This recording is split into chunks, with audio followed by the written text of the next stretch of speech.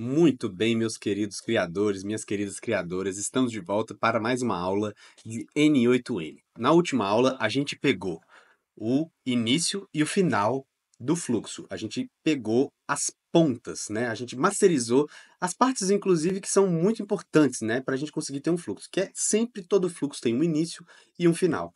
Na aula de hoje, a gente vai aprender como que a gente faz uma conexão, como que a gente conecta esse fluxo do N8N numa base de dados. Aí a gente tem várias bases de dados possíveis, sabe? A mais comum, uma das mais comuns é o Supabase ou o Base Row, né?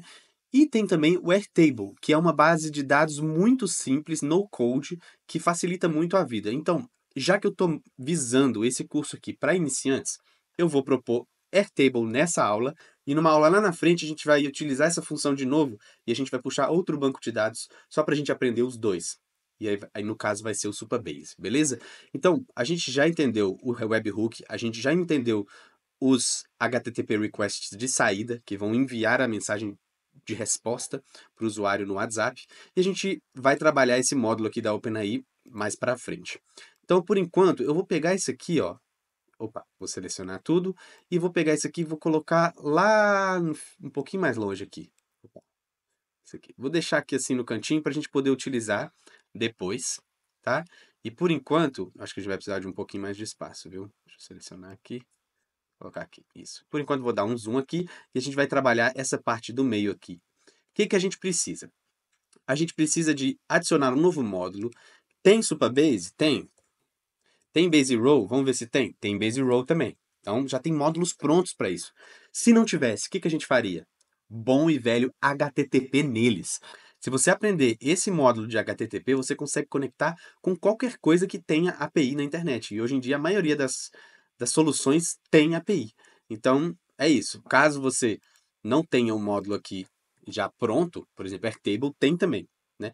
Você pode pegar e puxar a documentação da API e conectar via HTTP request. Maravilhosamente bem. A gente vai mostrar como que faz isso também em algum banco que não tenha um módulo pronto para o N8N, a gente pode puxar via HTTP request. Mas vamos começar aqui no Airtable.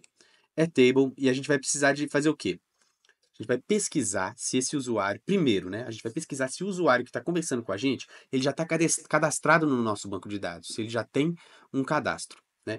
Então, para isso, a gente vai vir aqui em Search Records, né? Que é pesquisar por itens, né? Record é item. E aí a gente precisa aqui preencher esse módulo aqui. Primeiramente, a gente tem a credencial, que são as chaves de API. Como que a gente consegue essa chave? Vamos criar uma nova credencial aqui e a gente vai selecionar Access Token. Aqui a gente precisa colocar o nosso Access Token. Então a gente vai vir aqui no nosso Airtable, isso aqui é o Airtable, tá? Isso aqui é a tabela de todos os criadores digitais, com e-mail, nome, telefone, etc e tal, e um pouco mais das interações que acontecem aqui dentro da nossa área de membros, tá? Então a gente vai precisar de vir aqui, clicar em Account, Builder Hub, que é a página de desenvolvedores da Airtable. Aqui a gente vai direto, eles mandam a gente para a página de Personal Access Token, que é uma palavra mais bonitinha para API mesmo, sabe? Chave de API. E aí aqui, ó, a gente, se você não abrir essa página aqui, você clica aqui, ó, Developers Personal Access Token e cria um novo token. Você vai dar um nome, eu vou chamar ele de N8N aulas. Você vai dar um scope. Qual que é o scope que a N8N pede?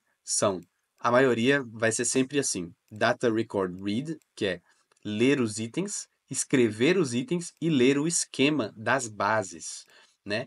Então, ele pede esses três escopos, eles estão aqui bem um pertinho do outro, ó. Você vai clicar em Data Records Read, Data Records Write e pular um aqui e colocar Base Schema Read, tá? E aí você vai adicionar qual base esse token vai dar acesso, né? E aí aqui você vai procurar a sua base. Tem vários, eu tenho que até escrever aqui. Beleza. Ó, selecionamos a base e a gente vai criar o token. E aí ele fica aqui pronto para você copiar. Você copiando, você vai voltar aqui e colar. Beleza. Colou e eu gosto de dar um nome, né? Eu vou colocar Airtable aulas. Aulas criador digital. Porque aí eu vou saber que ele tem acesso à base dos criadores digitais. tá? Então, salvei aqui, beleza. Ele testa, inclusive, a conexão. Se desse errado, estaria aqui dando erro. Então, se você colocou algum dado errado aqui, ele te fala. Então, beleza, a gente já pode fechar aqui, tá? Então, aqui ele já selecionou nossa credencial. E aí, agora, a gente precisa pesquisar o quê? Bases ou itens? A gente precisa pesquisar por itens. E a gente vai fazer o quê? Que operação a gente vai fazer? Search. Pesquisar por um item no nosso banco de dados. E aí a gente vai escolher qual que é a base que a gente está querendo. É a criador digital, é a única que ele tem acesso, então ele só vai mostrar essa. E aí a gente vai pegar a tabela que a gente quer consultar. E agora a gente precisa de um filtro. E a gente pode usar uma fórmula para fazer esse filtro. Qual que é o item que é único por usuário? É ou o e-mail ou o telefone. Mas como a gente não pega o e-mail pelo WhatsApp, né? A gente, quando uma pessoa entra em contato, a gente pega o número dela. Então, essa vai ser nossa chave primária. Todo banco de dados tem uma chave primária, que normalmente é a primeira coluna ali do banco de dados. E ela é duas coisas. Ela é imutável, não dá para modificar ela, teoricamente, né? Não dá para modificar ela, idealmente, melhor do que teoricamente, idealmente, não dá para modificar ela e obrigatoriamente ela é única. Ela sempre tem que ser única. A chave primária sempre tem que ser única. No Airtable, a chave primária é uma coisa que se chama Record ID, que é isso aqui. Ele fica escondido. A gente pode puxar ele através de uma fórmula. Escrever isso aqui, Record underline ID, entre parênteses, vai aparecer o Record ID se a gente selecionar fórmula aqui, né? Então, isso é o que o Airtable dá pra gente. Só que a gente não tem como a gente saber qual que é o Record ID de, de cada usuário, né? Então, o que que a gente vai precisar? A gente vai precisar pesquisar o número, né? Eu testei aqui esse step e ele puxou, olha, olha, 456 itens. Então a gente quer filtrar. Como que a gente vai fazer esse filtro? É a coisa mais simples. As fórmulas do Airtable são bem simples. A gente poderia pedir para o ChatGPT, mas aqui a gente já tem uma noção que é bem fácil. A gente vai escrever fone, tirar esse espaço, espaço igual, espaço, abre aspas, e aí aqui a gente vai puxar número Airtable. Vamos puxar aqui para dentro e fecha aspas. Aqui sempre aparece um espacinho antes, a gente tem que tirar esse espaço. E aí agora a gente vai clicar, ó, se o fone for igual ao número da pessoa que está chamando, eu quero que nesse lado aqui, em vez de ter 456 itens, eu quero que tenha só um, que seja o nosso, ó, item 2, porque no caso eu tenho duas pessoas aqui, eu tenho duas contas testes com o mesmo número. Então, ó, isso aí é um problema, né? Eu teria que ter uma verificação para ver se só tem números únicos. Mas pelo menos a gente sabe que a pessoa que vai estar entrando em contato com a gente, ela só ela vai ser dono daquele número ali, né? Então, beleza, a gente já conseguiu validar se essa pessoa está ou não no nosso banco de dados. E aí, aqui a gente vai fazer uma. E agora o que que a gente tem que fazer? Se a pessoa não tiver no nosso banco de dados, a gente tem que criar essa pessoa no nosso banco de dados. Então a gente vai clicar em mais, vai clicar em flow, para a gente fazer um filtro. De novo, a gente vai usar o if. O if, ele vai nos dizer se. A gente tem várias maneiras de colocar isso aqui, né?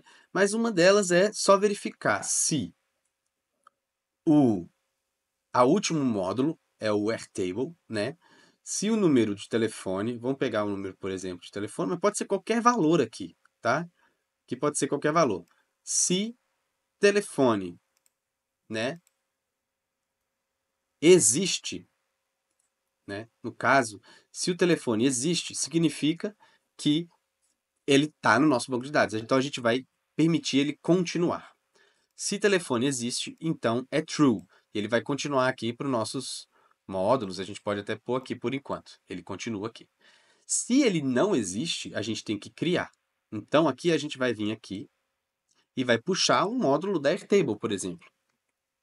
Beleza, criando o módulo Airtable, a gente vai o quê? Create a record, tá? E aí a gente vai puxar aqui e vai criar. Novamente, a gente vai selecionar. Aqui a gente vai renomear, né? Porque a gente precisa sempre criar contato, tá? Criar contato. Vamos renomear. Vamos selecionar a Airtable aulas criador digital, que é a mesma. Vamos lá, operação criar também dessa vez. From list, a gente vai selecionar a base criador digital, a tabela users, né? E a gente vai colocar essas informações. O que vamos executar? A gente precisa de puxar essas informações, algumas delas pelo menos. Vou só deletar isso aqui rapidinho, para não existir mais no nosso banco de dados, para a gente fazer como se não tivesse, né? Como se não existisse. Então vamos lá. Olha, quando a gente faz esse teste aqui, e aí a gente vem aqui no parse, não aparece nada. Como que a gente vai puxar esses dados? Porque, como eu te falei, ele vem carregando de um para um, de um por um. Se não tiver, já que a gente deletou os números lá na nossa base de dados, a gente precisa puxar eles de alguma forma. Olha só, eu vou clicar aqui em criar contato, e aí eu vou tentar puxar aqui, por exemplo, não tem nada, tá vendo? Mas só que eu tenho aqui o que aparece para mim algumas coisas aqui. Então eu quero puxar, eu quero criar um novo contato, já que ele não existe. Deu false lá, né? Ele vai descer. Então eu vou selecionar o nome completo. Eu não consigo puxar o nome do parse, mas eu consigo puxar do grupo, né? Do é grupo ou não. Mas eu quero puxar do norm.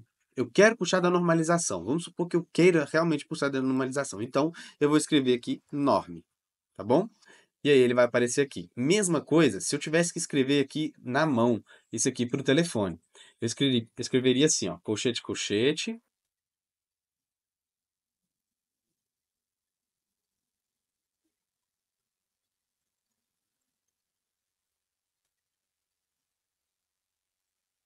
Já vai vir com o 55 e o 9 a mais, beleza? Então, se eu clicar aqui em testar esse passo, ele vai vir e vai criar um novo contato lá na nossa base de dados. Vamos ver aqui? Vamos descer até lá embaixo e vamos ver se criou. Deve ter criado um vazio, que eu cliquei em testar uma vez vazio. E veio aqui e criou um novo contato. Aí agora eu posso mandar uma mensagem, por exemplo, né? Eu posso pegar e falar assim, ah, cara, nós um- criamos um contato novo aqui para você, né? E se inscreve lá, por exemplo, né? Então vamos supor aqui, posso pegar isso aqui e falar assim, eu vou mandar uma mensagem pelo próprio Avisa App e a mensagem não vai ser mais essa, vai ser assim, olá, nome.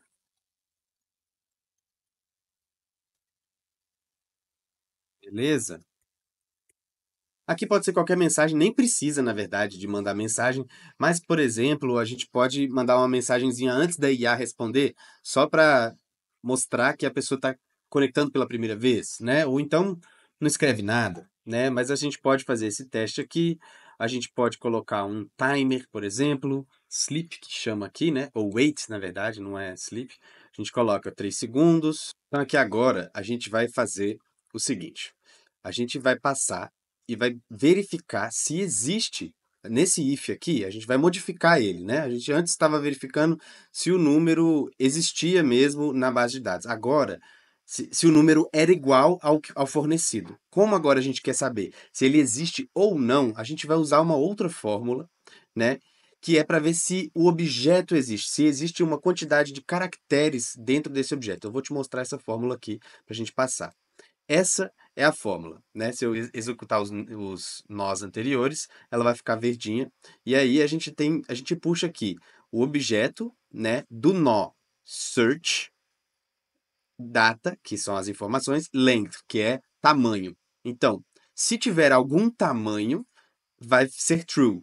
Se não tiver nenhum tamanho, vai ser false. Porque aqui, quando não tem nada, por exemplo, vamos vir aqui, né, a gente tem esse usuário teste, eu vou deletar esse usuário teste. E aí, eu vou vir aqui e vou testar novamente. Ah, eu tenho que voltar, né? Tem que deletar essas informações aqui. E eu vou vir e vou testar novamente. Então ele chega aqui e passa por aqui. Por quê? Aqui não tem nenhum item, tá vendo? Então, se a gente fosse pegar aquela outra fórmula que a gente fez antes para demonstrar, ia dar resultado falso, não ia funcionar. Então aqui a gente precisa saber se tem ou não dados dentro desse objeto. E essa é a fórmula, tá? Vou deixar disponível também na descrição, porque essa aqui é mais chatinha, né? Você pode copiar aqui, mas essa é uma das fórmulas que a gente consegue ver se tem informações nesse objeto ou não. Então, agora a gente vai fazer aquele mesmo sisteminha, né, de enviar uma mensagem. Isso aqui é opcional, né, para lembrar da pessoa, ou depois termina de fazer seu cadastro lá, ou então só dá um oi primeiro, ou então tira essa parte aqui. Não sei nem. Depende. Teve um projeto que eu precisei de colocar uma mensagem aqui, por isso que eu coloquei aqui agora. E aí aqui a gente quer continuar, né? Então, para isso a gente vai usar um módulo que faz a mescla, a junção de dois elementos. Ele se chama merge. A gente vai pesquisar aqui merge e vai puxar ele aqui. Vamos deixar ele merge 1 por enquanto mesmo, e ele vai, opa, e ele vai se ligar aqui nesse aqui e aqui a gente põe também. Então só para ficar bonitinho, eu vou puxar aqui, isso aqui para cá, isso aqui para cá. Então beleza, ó. E a gente vai ligar ele aqui. Então, se o usuário já existir, se dentro dessa pesquisa já apareceu um número, ele vai passar direto para cá. Se não aparecer nada, ele vai passar para cá, vai esperar um pouquinho e depois vai enviar a resposta para a OpenAI. Tá bom? Vai continuar, tá bom? Então agora, vamos fazer esse teste. Vamos deletar todas as informações aqui. Vamos deletar o nosso usuário teste também. E aí, eu vou mandar uma mensagem só para ver aqui que eu fiz uns testes antes. Eu vou mandar só um oi aqui, ok? Vou testar o workflow. A primeira vez ele passa aqui, ó. Tá vendo? Tá passando aqui, tá passando aqui. Esperou 5 segundos, vai passar para cá e manda mensagem. Vai ver. A gente vai ter recebido duas mensagens. Aquela depois do oi, né? Ó, um oi que eu mandei agora. E Ravi, que bom ter você por aqui. Essa é a mensagem estática e essa aqui é a mensagem do poema. Agora, a gente vai voltar e vai executar. Aí a gente pode ver que foi criado o nosso usuário aqui também. Agora, a gente vai executar novamente e ele vai passar direto. Ele nem passa por aqui embaixo, porque ele já pesquisou o usuário e já verificou que tem esse contato e aí ele mandou de novo uma outra mensagem, tá? Então, hoje a gente aprendeu a verificar se um usuário existe no banco de dados e se ele não existir, a gente pode adicionar informações.